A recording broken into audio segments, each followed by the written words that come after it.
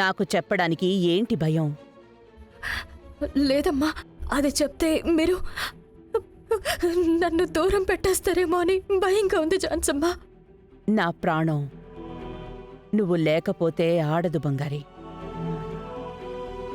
నా కొడుకు నాకు ఎంత ముఖ్యమో అంతే ముఖ్యం నువ్వు కూడా నా జీవితంలో.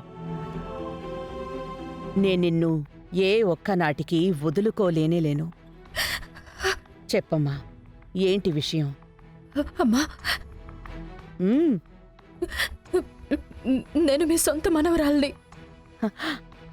అవును, నువ్వు నా మనవరాలివే.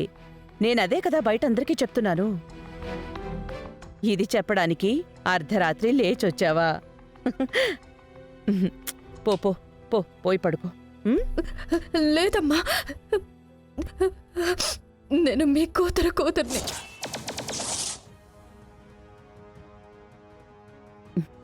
నాకర్థం కాలేదు. మీ కూతురు జైరాణి కూతుర్ని.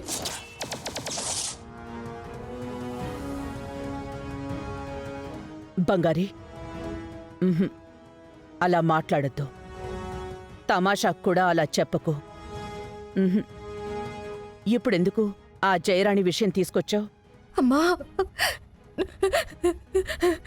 నేను నిజంగానే జైరాణి కూతురుని. నేనెన్ని రోజులు మీకు అబద్ధం చెప్తున్నాను. నిజం చెప్తే మీరు నన్ను ఎక్కడ దూరం పెడతారు అని చెప్పలేదు. జాన్సమ్మ, మీ మీద ఒట్టుగా జైరాణి కూతురుని నేను.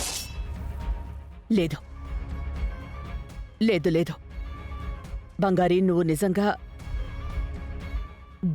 జైరాణి కూతురివి అయ్యుండే సమస్య లేదు. నువ్వు ఆ అబద్ధం చెప్తున్నావు. ఎందుకు ప్రాంక్ చేస్తున్నావు? నేను ఎవరు అని తెలిస్తే నన్ను ఎక్కడ దూరం పెడతారు అని ఎన్ని రోజులు చెప్పలేదు. పడుకుంటే నిద్ర కూడా పట్టడం లేదు జాన్సమ్మ. లోపల గిల్ట్ తినేస్తుంది. కానీ ఈరోజు ఏమైనా చెప్పేద్దామని చెప్పేశాను జాన్సమ్మ. జాన్సమ్మ, నన్ను క్షమించండి జాన్సమ్మ.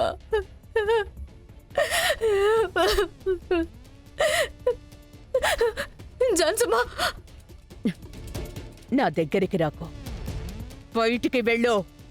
ఎప్పుడు నువ్వు ఆ జయరాణి కూతురివని చెప్పావో ఇక మీద ఈ ఇంట్లో నీకు చోటు లేదు.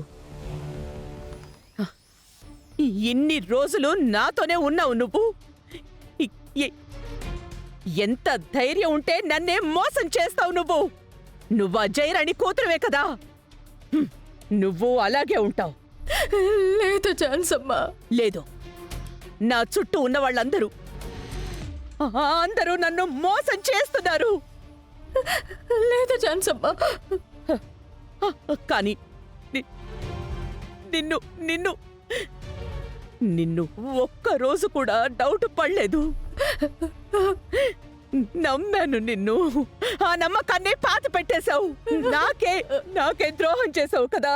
ప్లీజ్ జాన్సమ్మ, ఒక్క నిమిషం కూడా నువ్వు నా కళ్ళ ముందు ఉండడానికి వీల్లేదు. అవుట్! పో!